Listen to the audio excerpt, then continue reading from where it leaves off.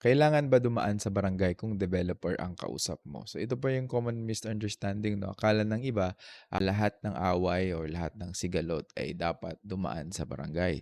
Pero kapag developer or real estate company 'no, ang kalaban mo, medyo iba po yung rules 'no. Under the Katarungang Pambarangay Law at sa IRR nito malinaw na ang barangay mediation ay para lang sa mga natural persons, so yung mga tao. Ibig sabihin po, tao laban sa tao. So kapag ang kabilang party ay developer 'no, so korporasyon po ba 'yan or partnership or any juridical entity, hindi na ito dadaan sa barangay.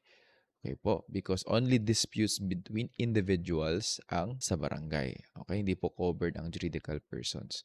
So, kaya kung may reklamo po kayo sa developer tungkol sa lupa, delay na ba yan or may depekto sa inyong nabiling property, no? Pwede po kayong dumulog sa HLRB or Housing Land Use Regulatory Board or DH-SUD, no? Because this could be a housing regulatory case. Kung may panloloko talaga baka pwede po kayo mag-file ng estafa case diyan 'no, or regular courts for civil cases for refund or damages. So hindi pwede gumawa ng certificate to file action ang barangay dahil wala naman po talagang, jurisdiction po yung barangay sa kaso ng tao versus isang kumpanya, okey?